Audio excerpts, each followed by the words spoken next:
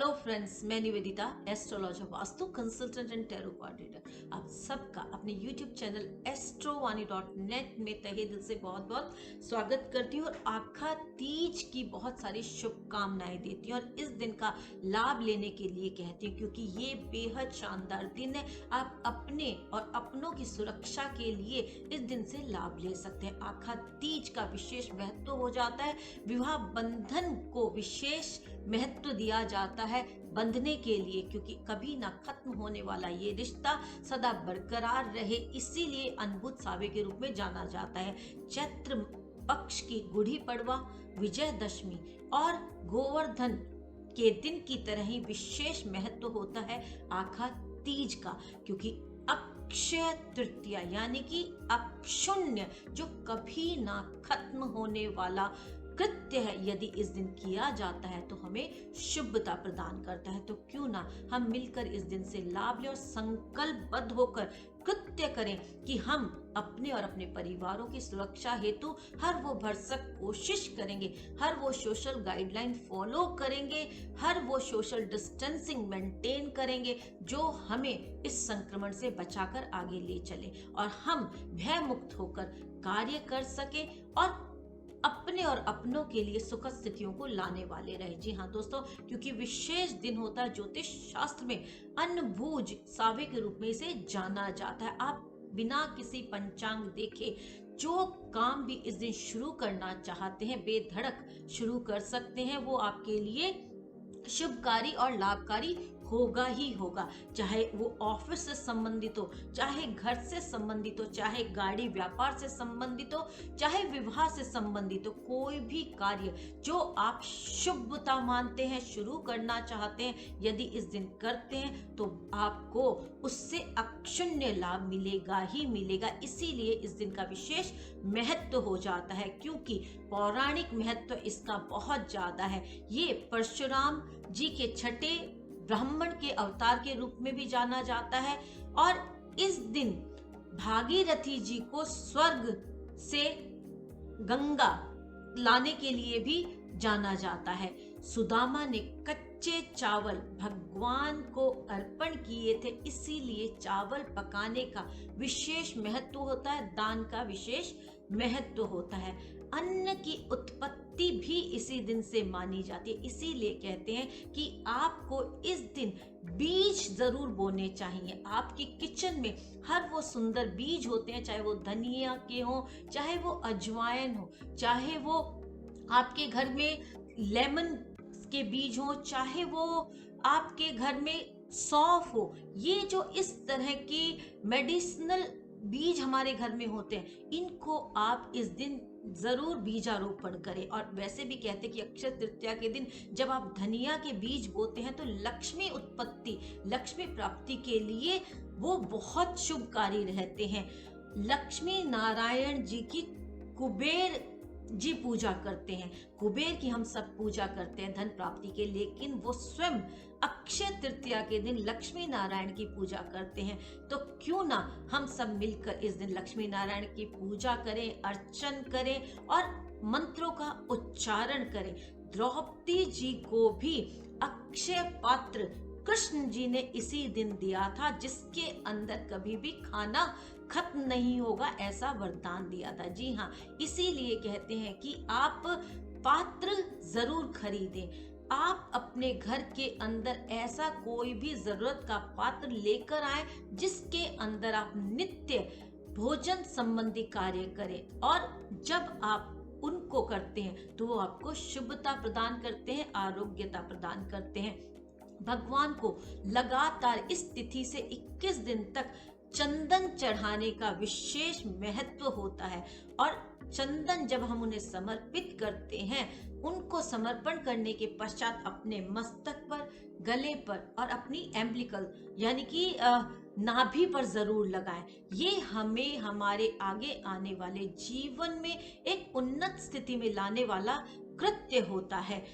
सूर्य का भी पूर्ण प्रभाव देखा जाता है। कहते हैं कि इस समय पर सूर्य बिल्कुल हमारे सर के ऊपर अपने तेज से प्रभावित करता है।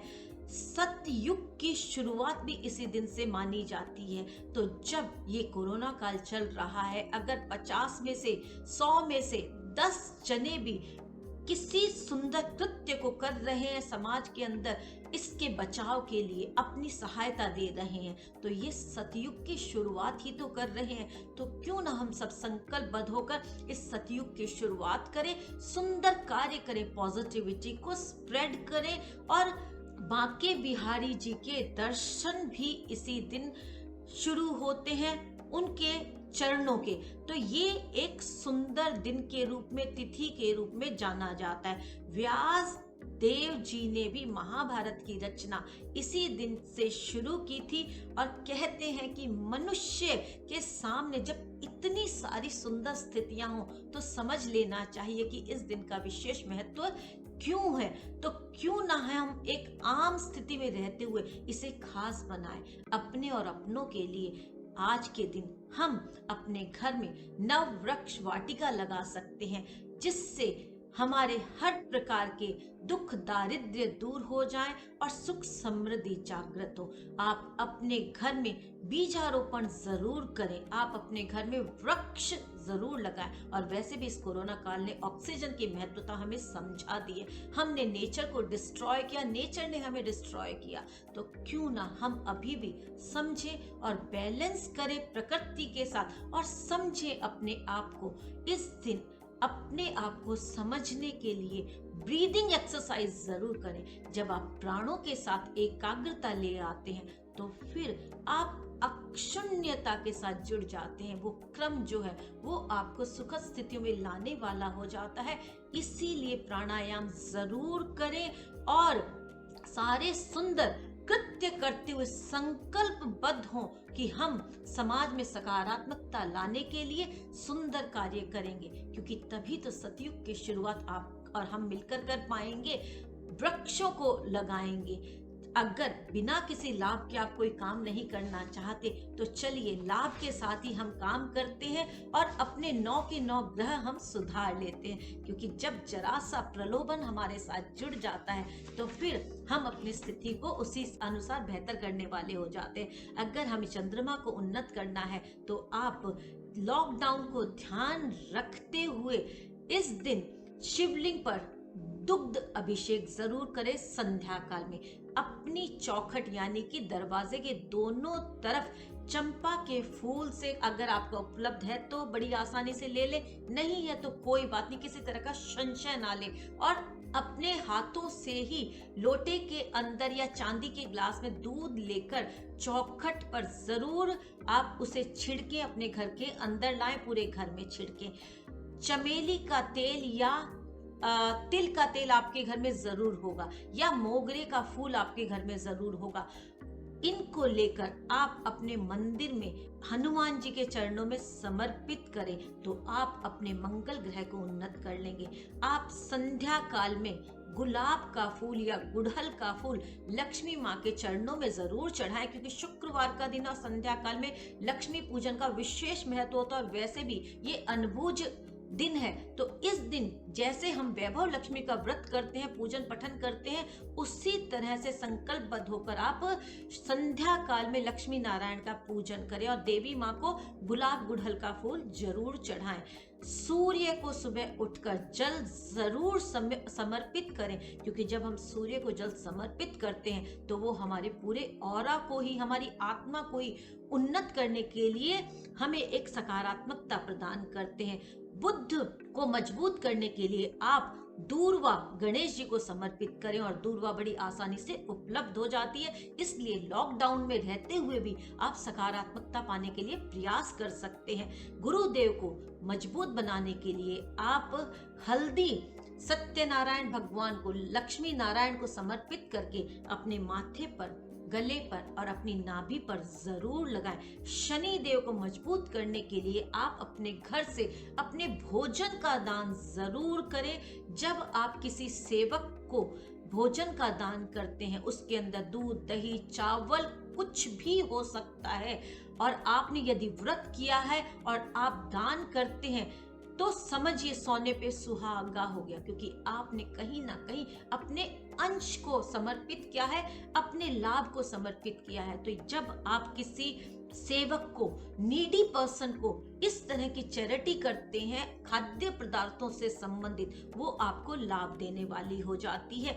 राहु को उन्नत करने के लिए किसी की निंदा नहीं करें, और केतु को उन्नत करने के लिए आप मेडिटेशन जरूर करें। जी हाँ, बेहद शानदार दिन है, इससे लाभ लें, इसे जाने ना दें। और ये जो छोटा छोटा काम है, छोटे छोटे कृत्य हैं, ये इस लॉकडाउन में भी हमें और हमारे अपनों को सुरक्षित करेंगे। मंत्रों की चैंटिंग जरूर करें आप, क्योंकि जब आप चैंटिंग करते हैं, और वो भी संध्या काल में जब आप चैंटिंग करेंगे, तो समझिए कि आपके पूरे घर का वातावरण, पूरे समाज का वातावरण ही बेहद शानदार हो गए। ओम क्लीं कृष्णाय नमः का जप आप जरूर करें, और ओम नमो भगवते वासुदेवाय का जप आप जरूर करें। जब आप सुबह स्नान करें तो परम पिता परमेश्वर को स्मरण करते हुए ये समझे कि गंगा जल के अंदर आप स्नान कर रहे हैं, और इस तरह के भाव जब आप लाते हैं तो वो आपके लिए बहुत सुंदर स्थितियों को लाने वाले होते हैं। इस दिन आप अपने घर में खीर जरूर बनाएं, और भोग लगाकर अपने पूजा स्थान पर आप अपने परिवारजनों के साथ उसे ग्रहण करें। गजेंद्र मोक्ष का पाठ भी इस दिन आप जरूर करें, क्योंकि कहीं ना कहीं जो हमारे रिश्तों के साथ बंधन है, वो बंधन रहते हुए हम किस तरह से उस परम पिता परमेश्वर को पहचान सकते हैं, जान सकते हैं, उसके अंदर हमारी मदद करता है।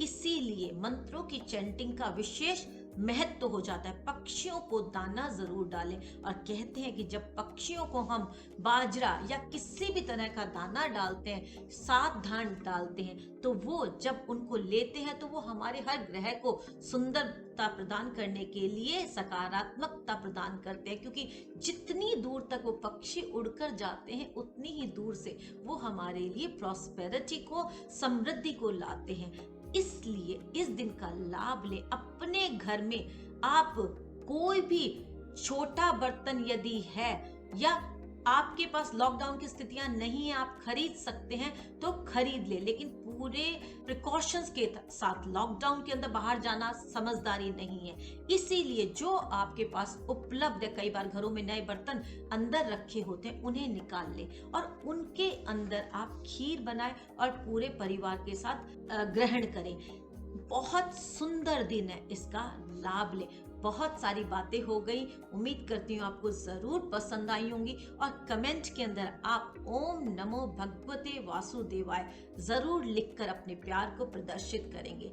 जी हाँ, इस दिन से लाभ लें, और साथ साथ निवेदन करती हूँ कि अगर आपको ये जानकारी अच्छी लगी हो तो आप मेरे YouTube चैनल astrovani.net को सब्सक्राइब कर लें, बेल आइकन को प्रेस कर लें, ताकि जो आवश्यक जानकारियां, जो भी मैं अपने ज्ञानानुसार वीडियोस बनाती हूँ, वो आपको लाभ दे पाए। धन्यवाद, बहुत बहुत शुक्रिया। सभी आरोग्यता की तरफ आगे बढ़े, सोशल गाइडलाइन को फॉलो करें, अपने और अपनों की सुरक्षा को ध्यान रखते हुए संकल्पबद्ध होकर काम करें, और एक नए युग यानी कि सतयुग की शुरुआत में अपना योगदान दें। क्योंकि जब 4-5 जने मिलकर भी सुंदर कृत्य करते हुए आगे बढ़ते हैं, तो कहते हैं कि बंधी मुट्ठी लाख की खुली खाकी। तो क्यों ना समाज को हम बांध कर आगे बढ़े, और सुंदरता के साथ हम इस समय से निकलते हुए चलें, और इस संक्रमण से अपने आप को बचा सके। धन्यवाद, बहुत बहुत शुक्रिया